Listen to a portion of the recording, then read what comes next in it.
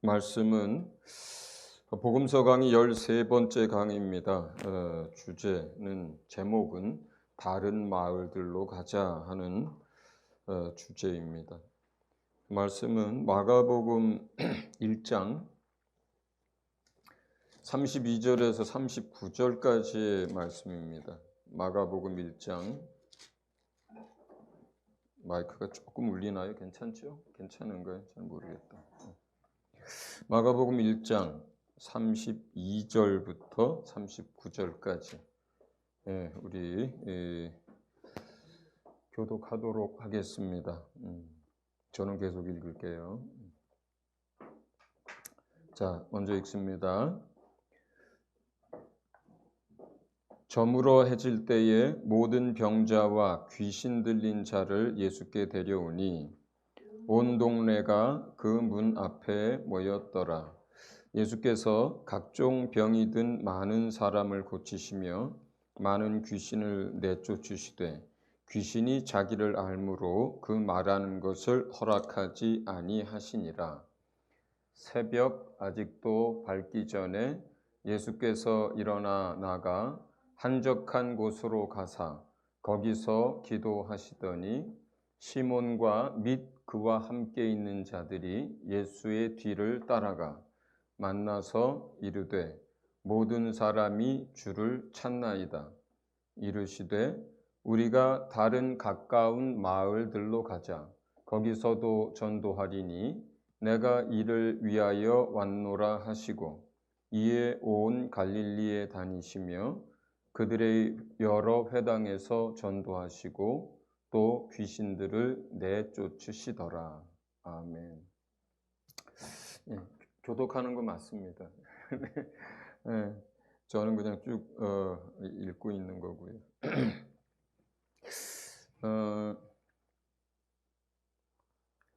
이제 갈릴리 사역을 이제 시작하시고 얼마 안 있어서 아주 초기의 일입니다. 그러니까 이때는 아직 베드로를 나를 따르라 하고 부르기 전이고요. 물론 요한이나 요한의 또 형제 야고보가 또 주님을 따르기 전입니다. 그러니까 갈릴리 사역 아주 초기에 있었던 일입니다. 그날은 갈릴리 여러 마을 가운데 이제 벳세다로 예수님이 가셨던 날이고요. 그 벳세다의 마을들 여러 집 중에서 베드로의 집에서 유하시려고 베드로의 집에 들어갔던 날입니다. 근데 마침 베드로의 장모가 베드로 집에서 머물고 계셨는데 심한 열병에 걸려 있었습니다. 그래서 열이 심해서 알아 누워 있는 그런 상태였습니다. 그런데 예수님이 베드로의 장모를 보시고 바로 그를 이제 열병을 꾸짖고 그 장모를 일으켰을 때 바로 그 즉시 열병이 떠나갔다라고 성경 기록하고 있습니다. 그냥 한순간에 누워있던 사람의 그 열병이 한순간에 사라져 버렸어요. 몸이 건강하게 한순간에 회복이 돼 버렸죠. 그래가지고 그 베드로의 장모가 이제 너무 기쁨 가운데서 일어나서 예수님을 섬기게 됐습니다. 이제 이 이야기가 그 옆집 사람에게도 들렸을 것이고 또 그 옆집의 옆집 사람에게도 들렸을 것이고 아니면 이제 예수님이 사역을 하고 있었고 모든 사람들이 이제 관심을 끌고 있었던 때라서 예수님이 그 집에 들어올 때부터 아니면 동네의 몇몇 사람들이 함께 그 집에 들어갔을 가능성이 더 크죠. 어쨌든 이제 그때에 그 자리에서 있었던 사람들이 한순간에 베드로의 장모가 이제 열병이 깨끗이 나았고 아주 건강해지는 것을 눈으로 봤습니다. 그리고 잠깐의 이제 시간이 흘렀어요. 이제 그 베드로의 장모가 뭐 먹을 것을 준비하고 또 뭐 하는 그 시간들이 있었습니다. 근데 그 시간에 그 자리에서 그 베드로의 장모가 한순간에 낫는 걸 봤던 사람들이 그 마을에 또는 그 옆 마을에까지 많은 사람들이 이제 이 이야기를 전했던 것 같아요. 그러자 이제 우리가 오늘 본문 이제 읽은 32절의 첫 절에 저물어서 해가 뉘엿뉘엿 지려고 할 때에 그때는 많은 사람들이 이제 예수님께 병을 고쳐달라고 나오게 된 상황입니다. 그래서 여기에 이제 우리 성경에 보면 정말 각색 병든 자들이 나왔다 그래요. 그러니까 온갖 병을 가진 사람들이 예수님께 나왔습니다. 그 각색 병든 자들을 고치는데 또 여기에서 또 하나의 중요한 이제 표현 중에 하나는 그 병든 자들이 나온 거거든요, 그냥. 근데 그 병든 자들을 여러 가지 방법으로 고치셨겠죠. 어떤 사람들은 말씀으로 고치셨을 수도 있고, 어떤 사람은 손을 얹어서 고치셨을 수도 있고, 주님이 쓰신 여러 가지 방법으로 병든 자를 고치고 있는데 그 순간에 어떤 일들이 벌어지냐면 많은 사람들 속에서 귀신이 드러나고 떠나가면서, 그러니까 귀신이 떠나가고 또 병든 자가 그 자리에서 고침을 받는 일들이 동시에 일어난 거예요. 그러니까 지금 이게 뭐 예나 지금이나 우리가 이제 뭐 세상 사람들이 표현할 때 뭐 미쳤다, 귀신 들렸다 할 정도의 그렇게 귀신에 사로잡힌 사람들이 뭐 아주 많지는 않잖아요. 많지는 않잖아요. 그러니까 여기는 그날 그 마을에 벳세다가 뭐 가버나움이나 뭐 가이사랴나 다른 마을들보다 뭐 귀신에 잡혀가지고 인생이 망가지고 미친 사람처럼 사는 사람들이 유독 많았던 게 아니고, 그 마을에 그런 사람들이 다른 마을에 비해서 너무 많아서 이런 사람들 데리고 나왔다는 뜻이 아니고, 사실은 중요한 건 각색 병든 자들이 주님 앞에 온 거예요. 그런데 그 온갖 병든 사람들을 주님이 다양한 방법으로 고치시는데 그 병을 고치는 그때에 그 사람 속에서 자기도 몰랐던 사람들도 많을 것이고 그렇겠죠. 근데 그 병 고치는 그 시간에 뭐 많은 사람들에게서 귀신이 드러난 거예요. 그리고 기도할 때 막 소리를 지르면서 나가기도 하고 귀신이 나가면서 갑자기 어떤 사람의 병이 그 순간에 또 낫기도 하고, 그러니까 이 병을 고치는 일과 그 순간에 악한 영들이 떠나가는 일들이 동시에 같이 일어난 거죠. 그래서 많은 사람들이 사실은 놀랐어요. 근데 이날 이제 저물어 해질 무렵에 이 똑같은 표현으로 공관복음서에서 다 나오거든요.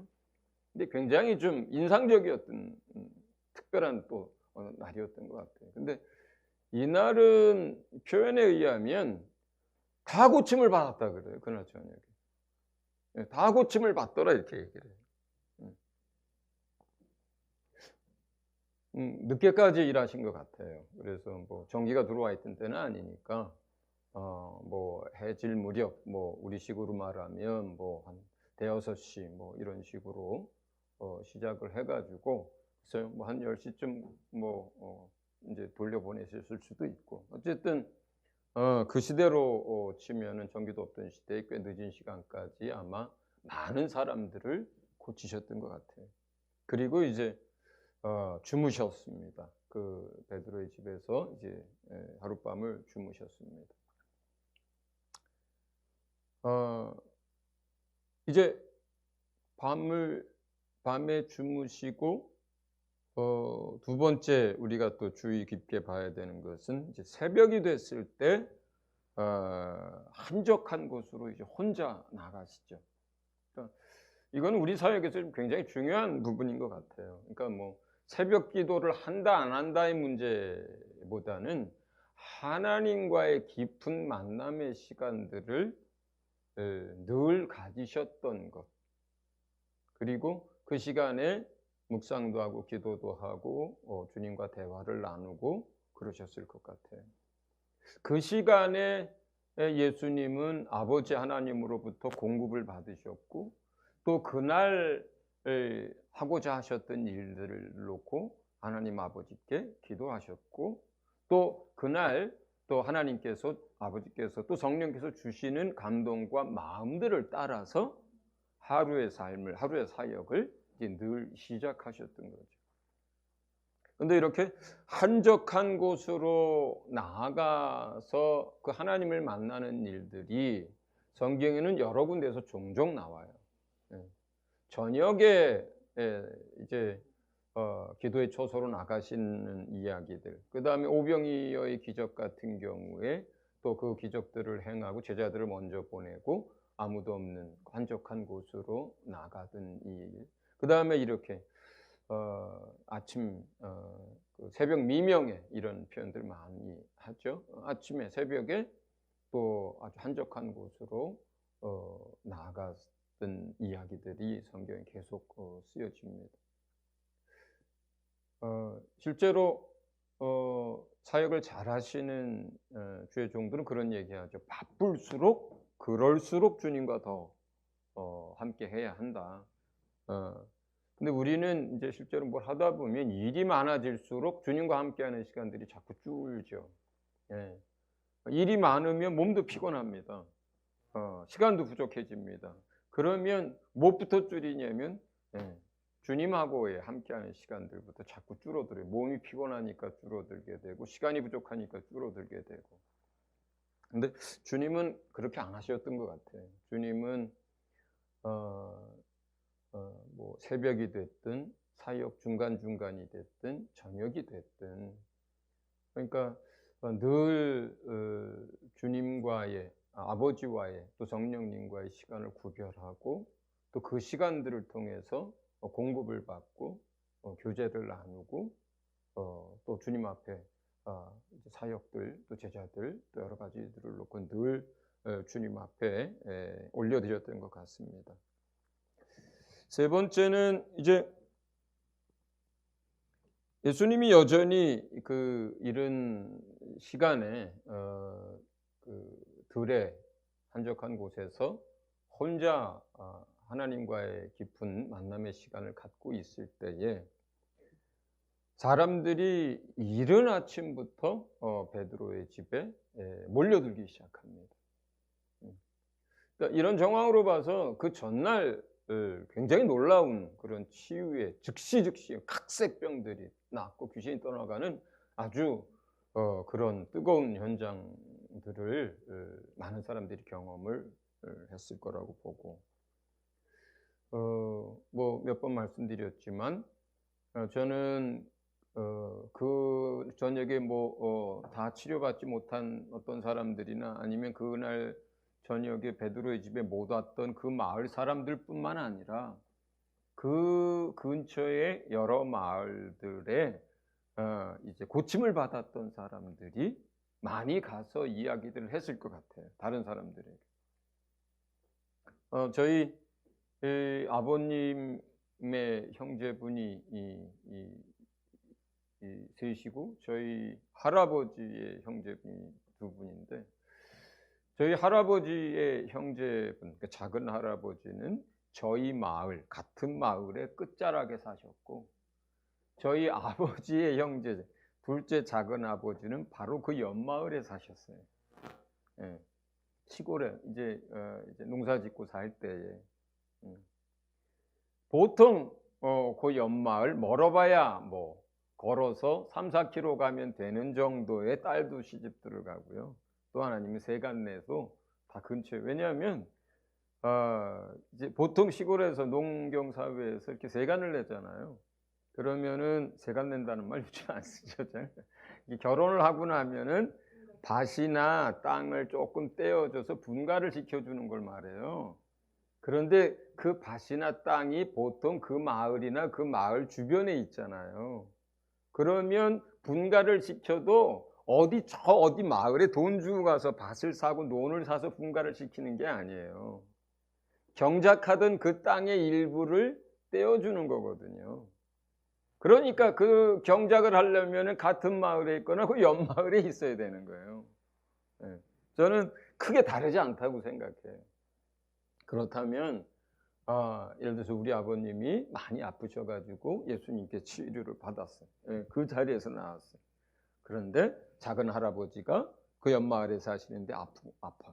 아니면 동생 가운데 그 옆에 마을에 살고 있는데 동생의 아내가 아파. 아니면 동생의 아들이 조카가 아파. 그러면 여러분 같으면 어떡하겠어요? 그날 밤에 그냥 나 고침 받았으니까 그냥 할렐루야 하고 두 다리 쭉 피고 그냥 행복하게 주무시겠어요? 아니면 그 옆 마을로 가서 동생들, 조카들, 작은 아버지 가서 그 소식 얘기해서 데리고 오지 않겠어요? 그 밤에는 아니어도 지금 이 표현이 이른 아침부터 사람들이 몰려 나왔다고 하는 거니까 밤에 가서 막 그 소식을 전한 거예요. 뭐 친구에게 전했을 수도 있고 뭐 형제들한테 뭐 친척들한테 그랬겠죠. 그렇기 때문에 그 다음날 아주 이른 아침부터 사람들이 이제 병 고침을 받기 위해서 막 이제 몰려 나오게 됐던 거예요. 그 이른 아침부터 사람들이 베드로 집으로 막 사람들이 몰려들고 하니까 예수님은 그 자리에 안 계시고, 그러니까 이제 제자들 몇이 예수님이 이제 계신 곳으로 나왔습니다. 그래서 이제 예수님에게 말씀을 드리죠. 많은 사람들이 주님을 찾습니다. 이른 아침부터.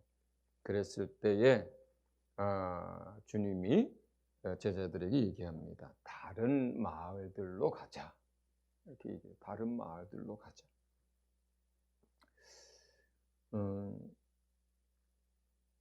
그 아침에 그 자리에 몰려 나왔던 많은 사람들의 형편은 뭐 각색이었을 거예요. 다양했을 거예요. 정말 통증으로 인해서 고통받는 사람들, 병으로 인해서 삶이 망가진 사람들, 그리고 정말 또 힘들어하는 많은 사람들이 있었을 거라고 생각을 합니다. 한두 사람이 아니에요. 많은 사람들이 거기에 그렇게 나왔습니다. 어쩌면 어떤 사람처럼 들것에 실려 나온 사람도 있을 수 있는 것이고, 또 목발을 짚고 나온 사람들도 있을 것이고, 부축을 받고 나온 사람들도 있을 것이에요. 그 전날 저녁에 고침을 받았던 사람들보다 더한 사람도 덜한 사람도 있었을 것입니다. 그럼에도 불구하고 예수님이 다른 마을들로 가자 이렇게 얘기합니다. 여기서 두 가지 한번 생각을 해보게 됩니다.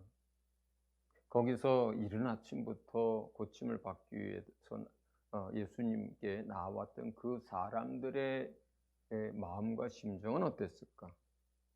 이른 아침부터 예수께 나왔는데 예수님께서 그냥 다른 마을로 가시는 그런 상황 속에서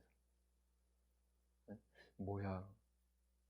왜 우리의 아픔과 우리의 질고를 돌아보지 않는 거야? 이래도 되는 거야? 막 이런 아쉬움과 원망과 분노와 막 이런 판단과 이런 또 속상함들이 있었을 거예요. 아파본 사람들은 그 아픈 사람의 그 심정을 알잖아요.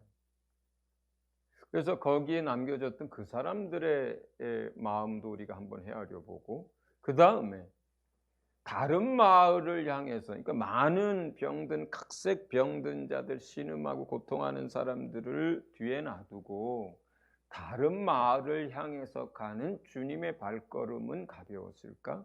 그리고 그 마을을 향해 가는 주님의 마음은 어땠을까? 우리가 한번 생각해 보자고요. 그냥 어떤 성취지향적이고 목적지향적이고 일 중심의 사람처럼 그냥 뒤에 있는 그 사람들 마음에서 씻어내고 그냥 성큼성큼 앞으로 갔을까? 또 그 마음에 아무런 부담이 없었을까? 우리가 예수님을 잘 알잖아요. 아픈 사람들이 예수님 앞에 나올 때 뭐라 그래요? 그들을 보시고 불쌍히 여기사 목자 없는 양과 같음을 인하여, 그렇죠? 그리고 누구보다 사람들의 질고에 대해서 안타까워하시고 또 그 사람이 죄인이든 또는 뭐 신앙심이 있는 사람이든 많이 아픈 사람이든 적은 사람이든 죄로 인해서 당하는 질고 죄로 인해서 악한 영들에게 고통당하는 그것들을 늘 안타까워하고 불쌍히 여기셨던 주님이시기 때문에 저는 이날 다른 마을로 주님이 발걸음을 옮길 때 그 발걸음이 그렇게 가볍지 않았을 거라고 생각을 하고요. 그리고 그 주님의 마음이 또 그 뒤에 남겨진 사람들에 대하여 많은 부담과 또 긍휼히 여기는 마음들을 가지고 있었을 거라고 생각을 합니다. 그렇지만 그런 무거운 발걸음과 그러한 불쌍히 여기는 마음을 가지고서도 또 다른 마을을 찾아서 주님이 가시는 거죠. 저는 이제 이 장면들을 생각을 하면서 사실 많은 생각을 하게 됩니다. 그냥 주님의 마음에 대한 것만 생각을 하는 게 아니고, 첫째는 그분의 삶의 방향과 목적에 대해서 너무너무 뚜렷하고 분명한 그분의 삶의 동생애의 목적, 방향에 대해서 생각을 해보고요. 또 다른 것은 그 삶의 방향과 목적을 향한 그분의 열정, 그분의 충성됨에 대해서 생각을 해봅니다.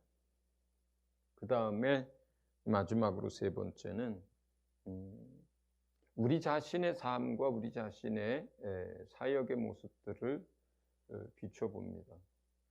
이 세 번째가 늘 마음에 아주 큰 부담으로 저는 다가옵니다.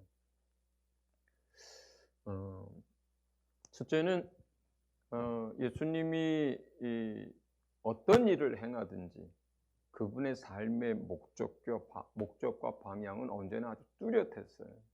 그러니까 병을 고쳐주는 것도 그 궁극적인 목적은 그 사람이 그 일을 통해서 영혼의 구원을 얻기를 바라시는 목적이 있었고, 또 문둥병자들 10명을 고쳐주실 때도 그 돌아온 사마리아 사람 한 사람처럼 되기를, 그래서 그 한 사람이 구원을 얻었던 그것처럼 되기를 늘 원했고요. 또 옷자락이라도 만지면 내 병이 나을까 했던 그 혈루증 앓던 그 여인, 그냥 그 병만 고침을 받고 돌아가도 됐을 수도 있죠. 그러나 굳이 그 여인을 붙들고 그 여인을 드러내서 그렇게 말씀하시는 이유가 뭡니까? 그 여인에게 혈루병뿐만 아니라 그 영혼이 구원을 얻도록 하기 위해서 그 여인을 부르시잖아요. 그런 것처럼 오병의 기적을 일으켜서 그들에게 먹을 것을 주든, 또는 회당에서 반대하는 사람들과 정면으로 그들의 마음속에 있는 악한 것을 드러내는 그런 가르침이 됐든, 아니면 병든 자를 고치는 그 일이 됐든, 죄인의 집에 들어가서 함께 먹고 마시는 일이 됐든, 또 제자들과 함께하면서 그 제자들을 깊이 동행하면서 가르치는 그 모든 일이 됐든, 거기에 모든 그분의 삶, 그분의 인생, 그분의 초점은 한 사람 한 사람이 영원한 생명을 얻고 구원을 얻는 그 일에 정확하게 맞춰져 있었어요. 그분의 삶뿐만 아니라 그분의 죽음도 그것에 정확하게 맞춰져 있었죠.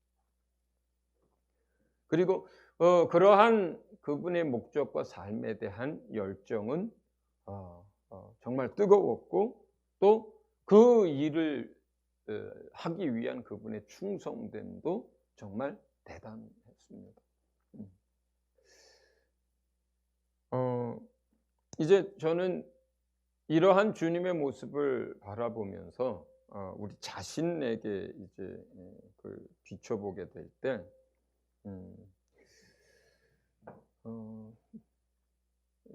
아주 부담이 자꾸 생긴다 그랬잖아요. 첫째 생각해 보고 싶은 것은 자꾸 우리는 어디에 머물러 있으려고 하냐면 그날 이른 아침에 베드로의 집에 찾아온 그 사람들을 돕는 일에 머물러 있으려고 합니다. 목회도 그렇고 선교도 그렇습니다. 개척할 때 열심히 전도하던 사람들도 50명, 100명 되고 그러면 전도를 안 하기 시작하고 그리고 그 영혼들을 돕는 일에 더 많은 시간들을 씁니다. 목회를 하다 보면 여기에 있는 성도들도 도움이 필요하고 이 영혼들도 가르치고 이 영혼들에게도 뭐 신방도 해야 되고 할 일이 얼마나 많은데 무슨 선교냐고 얘기하기도 합니다. 선교지에 나가서도 똑같습니다. 선교사들도 처음에 이 마을 저 마을 다니지만 이제 제자들이 생기고 모임이 좀 불어나고 그러면 거기에 머물러 있습니다. 그들을 돕기 위해서, 그들을 양육하기 위해서 거기에 머물러 있습니다. 교회가 작든 크든요, 교회는 늘 일이 많아요. 그리고 교회 안에는요, 늘 병든 사람, 몸이 병든 사람, 마음이 병든 사람, 삶이 망가진 사람, 누군가의 도움을 필요한 사람이 늘 많습니다. 어떤 면에선 건강한 사람보다 더 많습니다. 그런 병든 사람들이. 몸이 병들었든 마음이 병들었든. 건강한 온전한 가정보다 그렇지 않은 가정이 더 많습니다. 오히려 우리가 주위를 둘러보고 하다 보면 정말 부모가 건강하고 자녀들이 건강하고 가족들이 다 몸과 마음과 믿음이 다 건강한 이런 가정들이 그렇게 많지 않습니다.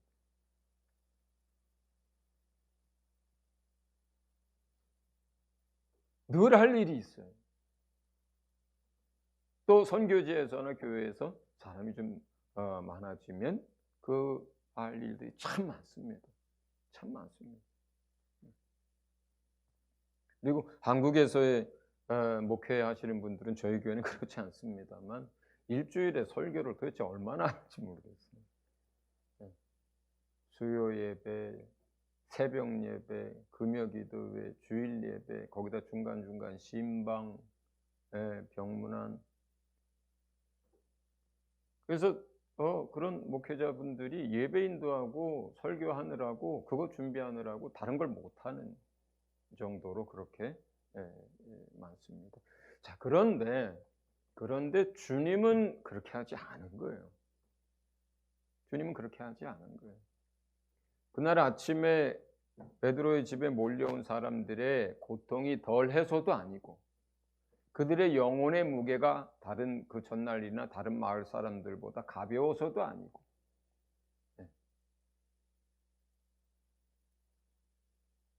주님은 이 사람이 고침을 받아서 그 사람이 병에서 자유케 되든 아니면 그것을 옆에서 지켜보든 아니면 그 소식을 듣든 이 일들을 통해서 무엇을 원하시는 거냐면 이야기를 들은 사람이든 그걸 현장에서 본 사람이든 아니면 고침을 받은 당사자든 그 일들이 표적이 되기를 원하고 그걸 통해서 그들이 예수를 보기 원하고 예수를 하나님의 아들 그리스도로 믿기를 원하시는 거지요. 그게 첫 번째예요. 그게 첫 번째입니다. 그리고 그 첫 번째 목적 그리고 그것을 위해서 온 마을들로 다니고 도로와 시돈도 가고 했던 그분의 삶은 그 방향과 그 모든 것은 아주 뚜렷했던 거예요. 뚜렷했던 거예요. 물론 그 다음에도 이 마을에 오셨을 것입니다. 또 그 다음 몇 달 후에도 이 마을에 오셨을 것이에요. 그래서 그들은 그때 또 기회들이 있었을 거예요. 아니면 정말 아픈 사람은 그 옆에 마을 갈 때 따라갔을 수도 있죠.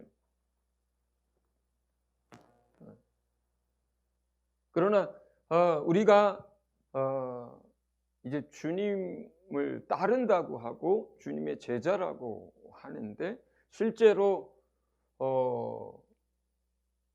우리가 우리 사역의 방향이나 목표를 어떻게 정하고 실제로 어떻게 하느냐에 대해서 저는 이 본문을 볼 때마다 한쪽으로 부끄럽기도 하고 내가 잘하고 있는 건가 이렇게 반문하기도 하고 아니면 이렇게 해야 되는데 하면서 못하고 있는 자신에 대해서 부담을 느끼게 되고 기도하게 되고 그렇습니다. 그러니까 우리가 어디에 머물러 있는 사람인지 자꾸 나를 필요로 하는 그리고 거기서 필요한 일을 하는 그러나 정작 주님은 필요도 채워주셨습니다. 먹을 것이 떨어졌을 때 먹을 것을 해주기도 하고 귀신에게 사로잡힌 자를 자유케 하기도 하고 병든 자들을 고치기도 하고 그 필요를 채워주기도 했지만 그러나 단 한 번도 계속해서 복음을 전하고 가르치고 계속 그 소식을 많은 사람들에게 듣게 해서 영혼을 구원하려고 하는 그 사역과 그 인생의 그 방향은 너무나 뚜렷했어요. 아주 분명했습니다. 그렇다면 우리도 첫 번째는 우리가 우리를 필요로 하는 그 필요를 따라서가 아니라 가장 중요한 사역의 목적, 목표. 우선은 지옥으로 들어갈 사람들을 건져내는 것이 복음을 전하는 것이 영혼이 구원을 얻도록 하는 그것이 가장 앞서야 하고 시급해야 하고 그리고 포기할 수 없는 그러한 목적이 되어야 한다. 우리 삶의 사역에 그 부분에 대해서 이제 말하고 싶고요. 두 번째는 우리의 마음과 우리의 생각을 붙드는 것들이 있습니다. 그러니까 우리가 주님의 제자라고 할 때는 주님을 따라가는 사람들이잖아요. 그 주님을 본받는 사람들이잖아요. 주님은 주님의 인생도 또 그분의 사역도 그분의 목숨까지도 아주 분명했거든요. 분명했어요. 그 영혼을 구원하는 그 일을 위하여 계속 이제 그 복음을 들어야 할 사람들을 향해서 이제 계속 갔죠. 그런데 이제 사역적인 것을 떠나서라도 우리의 마음과 생각이 이렇게 주님의 삶을 따라가지 못하도록 우리의 마음과 생각을 붙드는 것들이 있고 그것을 놓지 못하는 것들이 있어요. 우리가 때로는 뭐 선교지에서 그런 얘기도 참 많이 합니다. 자식 교육 때문에 대도시에 뭐 둘째 아이, 셋째 아이 뭐 다 대학 갈 때까지 대도시를 못 떠나고 그 자리에서 뭐 10년, 15년을 뭐 북경에 있든지 뭐 이런 얘기들을 또 많은 사람들이 얘기합니다. 또 때로는 자기가 하고 있던 일들 그걸 놓을 수 없어서 이걸 놓으면 뭐 먹고 사나 이걸 놓으면 경제적으로 내 남은 가족들의 부양은 어떻게 하나 뭐 여러 가지 이걸 놓을 수 없어서 그것이 마음을 붙들고 있는 것들도 있고요. 또 때로는 전도할 때나 아니면 복음 전할 때 새신자들 가운데 많이 들었던 겁니다. 아버지 때문에 자기는 그러니까 아버지가 뭐 다른 종교를 믿고 있기 때문에 부모가 다른 종교를 믿고 있기 때문에 나는 집안에서 내가 아버지를과 대척하고 싶지 않고 아버지와 다투고 싶지 않고 아버지와 다른 길을 가고 싶지 않아서 그래서 나는 안 되겠다 이렇게 얘기하고 복음을 받을 때는 기쁜 마음으로 받는데 얼마 못 가서 신앙을 포기하는 사람들도 참 많습니다. 그러니까 부모가 내 마음을 잡아서 주님을 못 따라갈 때도 많습니다. 자식이 내 마음을 잡아서 주님이 가고자 하는 다른 마을로 가자 하는데 그 다른 마을을 못 가는 경우도 많습니다. 지금 하고 있는 그 일을 놓을 수 없어서 주님이 다른 마을로 가자 하는데 그걸 못 따라갈 때도 있습니다. 그런데 우리가 잘 아는 것처럼 베드로, 안드레, 요한, 야고보가 주님을 따를 때 성경은 뭐라고 표현하냐면 배와 아버지를 버려두고. 물론 거기서 버려둔다는 얘기는 매우 한국적인 표현이에요. 뒤에 놔두고, 점잖게 표현하면 배도 놔두고 아버지도 놔두고 같이 그물을 손을 보고 있었던 것 같아요. 왜냐하면 그물은 뭐 이렇게 하다 보면 많은 손이 필요하기 때문에, 그래서 이제 아버지도 아마 이제 여기서 그물을 손을 보고 있었던 것 같고, 요한이나 야고보도 같이 그랬던 것 같아요. 베드로는 뭐예요? 아내를 놔두고 결혼했었잖아요. 아내를 놔두고. 또 뭐예요? 요한도 그렇고 또 베드로도 그렇고 배를 놔두고. 거기서 배를 놔둔다는 얘기는 자기가 하던 일, 직업을 놔둔 거잖아요. 주님이 따르라 할 때. 그리고 아버지, 아내, 가족들도 놔두고 따른 거잖아요. 다른 많은 어떤 것들이 있었을 거예요. 그들의 삶의 이유를 대자면, 핑계를 대자면.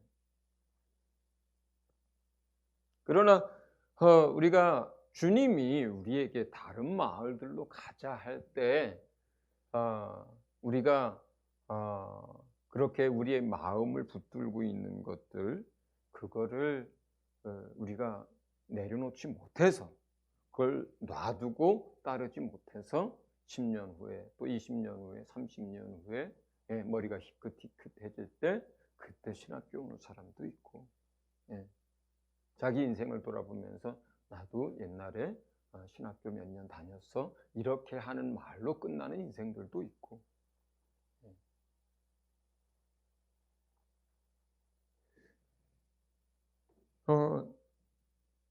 그러면서 우리 자신들의 삶을 돌아보게 됩니다. 또 하나는 자기 목숨과 자기 인생에 관한 생각을 이제 합니다. 저는 이 부분들을 놓고 뭐냐면, 만약에 내 육신의 이 목숨 하나를 내어줌으로 어떤 영혼이 영원한 저주와 멸망을 받을 수 있는 그 사람의 영혼이 구원을 얻을 수 있다면, 그러니까 내 육체의 목숨을 내어주고 누군가의 영혼이 영원한 구원과 그 생명을 얻을 수 있다면 이건 정말 가치 있는 일이지 않느냐.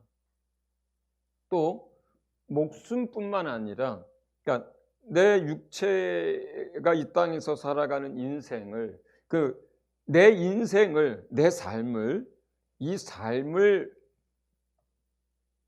거기에 들여서 만약에 그렇게 해서 몇 명의 영혼이라도 그 영원한 삶을 얻게 할 수 있다면, 내 한 사람의 삶을 그 일에 들여서 몇 명의 영혼이 영원한 하나님 나라에서의 삶을 살게 할 수 있다면, 내 육체 생명을 내어놓아서 만약에 몇 명이 아니라 단 한 사람이라도 영원한 형벌과 저주에서 구원을 얻고 영원한 생명을 얻을 수 있다면 이건 얼마나 의미 있고 얼마나 값진 것인가 하는 생각을 하게 됩니다. 그러면서 그 말씀을 기억해요.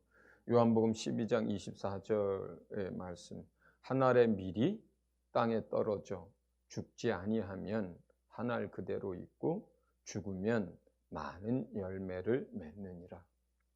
여기서는 두 가지 길이 있는 거죠. 죽지 않으면, 그리고 죽으면. 내가 하나님의 미리죠. 우리 모두는 다 하나님의 미리입니다. 한 영혼이에요. 한 사람이에요. 네, 한 사람이에요. 그런데 이 하나님의 미리 죽지 않으면, 자기의 인생을 살고 자기 목숨을 위해서 살면 그냥 자기 인생과 자기 목숨만 구원을 얻는 것으로 끝나는 거고, 만약에 내 목숨과 내 인생이 만약에 누군가를 살리기 위해서 그것을 내려놓으면, 죽으면 그러면 주님은 뭐라고 얘기하냐면, 주님의 법칙이죠. 만약에 그렇게 자기의 생명과 자기의 인생을 한 알의 밀알이 떨어져 죽는 것처럼 그렇게 내어주면, 그러면 많은 열매를 맺을 것이라고 얘기하는 거죠. 많은 영혼들이 그 영원한 생명을 얻을 것이고, 많은 영혼들이 하나님 나라에서 영원히 살게 될 거라는 거예요. 그리고 주님이 이렇게 말씀하시고, 이게 지금 요한복음 12장이거든요. 13장이 마지막 날 이야기예요. 13장이. 잡히시던 밤이 13장이거든요. 이게 지금 12장 이야기예요. 이 말씀대로 그분의 공생애를 시작하기 전에 27년, 28년의 삶도 분명한 이 영혼의 구원을 얻도록 하기 위한 이것에 맞춰져 있었고, 그것을 기다리고 준비하는 과정이었고, 그리고 세례를 받으시고 공생애를 시작하면서 사셨던 그 3년의 그 인생도 분명한 영혼의 구원과 이 영원한 생명을 주도록 하기 위한 그것의 모든 사역에 초점이 맞춰져 있었고, 그리고 그분의 죽음도 바로 그 다음 장에서 한 알의 밀알이 되어 자기 자신이 그렇게 고난받고 죽임을 당함으로, 자기 생명을 내어줌으로 예수님은 전 인류를 구원하기 위한 대가를 지불하게 되셨던 거죠. 그렇기 때문에 저는 한 영혼의 구원을 위해서 내 목숨을 내어놓는 일, 또 누군가의 영원한 삶을 위해서 내 짧은 인생을 내어주는 그 일에 대해서 이 본문을 읽을 때마다 부담을 느끼고, 그리고 그것에 대해서 하나님 앞에 다시 기도하게 됩니다. 분명한 거는 이 13강 다른 마을들로 가자의 이 주제는요, 지식이나 또 성경 해석이나 깨달음의 문제가 아닌 거예요. 이거는 우리가 어떻게 부름을 받았고 어떤 역할을 하든지 간에 그것을 위해서 모든 걸 놔두고 분명한 목적을 향해서 주님이 가졌던 그 열정, 주님이 하셨던 그 충성, 그리고 주님이 흔들리지 않고 가로가셨던 그 분명한 영혼의 구원을 위한 그 목적을 향해서 내 것을 놔두고 주님을 따를 것인가 말 것인가의 문제예요. 이 본문은, 이 주제는. 그래서 그날 저녁에 많은 사람들이 병을 고칠 때 귀신이 나갔어. 그 다음날 또 많은 사람들이 이 소문을 듣고 아주 일찍부터 나왔어. 또 주님이 다른 마을로 가자 할 때 이것은 어떤 병이나 어떤 이것도 중요한 거지만 더 중요한 거, 영혼의 구원과 복음을 전하기 위해서 한 영혼이라도 더 그 죄에서 그 영원한 멸망에서 건지기 위해서 주님 그렇게 하셨다라고 하는 해석이나 또는 지식이나 깨달음의 문제가 아닌 거예요.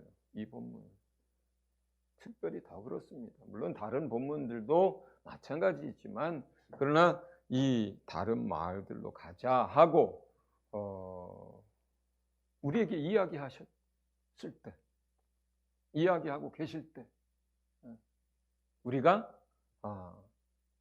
어떻게 반응할 거냐 하는 실제적인 문제로 와 닿았습니다. 내가 주를 따를 것인가?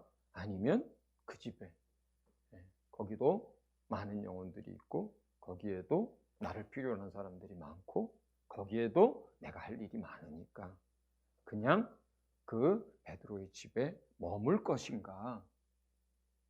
머물 것인가? 아니면 모든 것을 버려두고 뒤로 하고 주님을 따를 것인가? 그래서 주님의 삶의 목적에 내 삶의 목적도 맞출 것인가? 주님이 인생을 바쳤던 그 일에 내 인생도 바칠 것인가? 주님이 목숨을 내놓았던 그것을 위해서 나도 목숨을 내놓을 것인가? 아니면 한 알 그대로 죽지 않고 내 삶을 살 것인가?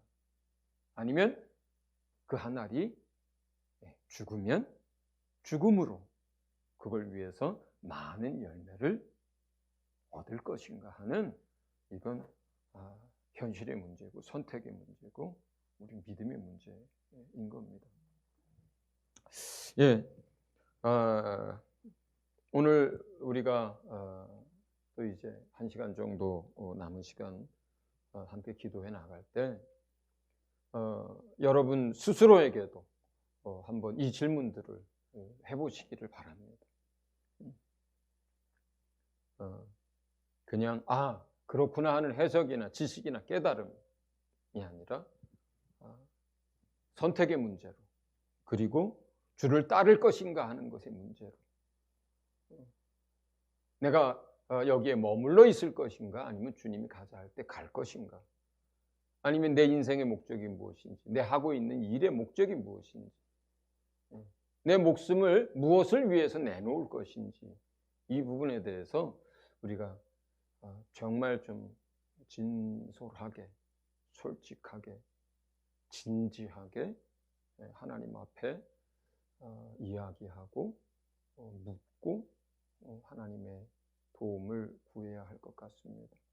주님은 그러한 삶과 그러한 죽음을 위해서 마지막 날까지 정말로 땀방울이 핏방울이 되도록 그렇게 몸부림치고 그렇게 눈물 흘리고 그렇게 하나님 앞에서 기도했고 그 결과로 마지막까지 그렇게 살았고 자기 목숨을 그렇게 내어주셨던 거죠. 그러니까 우리에게도 그러한 주님 앞에서의 눈물과 간구가 없다면 우리의 의나 생각으로 주님을 따르는 삶은 불가능하다고 저는 생각을 합니다. 그리고 이것은 비단 어떤 어디에 가서 전도하느냐 마느냐의 문제가 아니라 우리는 잘 압니다. 어떤 사람은 씨를 뿌리는 역할을 하고 어떤 사람은 그 나무가 자랄 수 있도록 물을 주는 역할을 하고 어떤 사람은 그 열매가 다 익어서 그 열매를 추수하는 역할을 하기도 합니다. 이 집 하나를 지을 때 기초공사하는 사람, 미장공, 벽돌공, 목수, 전기, 배관 다양한 사람들이 일을 합니다. 그러나 그 모든 여기서 이 건물이 올라가고 또 지어져 가는 과정에서 일한 그 모든 사람들은 한 가지 목적과 방향을 놓고 일하는 거예요. 하는 일은 달라도 결국 이 집이 세워지는 것, 이 건물이 세워지는 것, 하나님의 집, 하나님의 나라가 세워지는 것. 그렇기 때문에 오늘 우리가 어떤 역할과 어느 곳에서 주님이 우리를 세우셔서 이 일을 하든 간에 사실은 우리가 그 일을 하면서 내 인생을 쓰는데 내 인생의 목적이 그 일을 하는 목적이 예수님과 같아져야 하는 것이고 내 목숨을 어떤 것을 내놓는다면 예수님이 내놓으셨던 그 목적과 같아져야 하는 것이고 예수님이 일을 하시면서 그 방향이 또 영혼의 구원을 위한 것에 늘 맞춰져 있다면 내 인생 역시 그렇게 맞춰져야 한다는 거죠. 그래서 우리가 어떤 자리에서 어떻게 부름을 받으시든지 간에 우리의 인생도 하는 일도 우리 목숨을 내어주는 것도 주님이 하셨던 그 인생, 그 일, 그 목적에 우리가 정확하게 맞춰진 그러한 삶이 될 수 있기를 예수 이름으로 축원을 드립니다.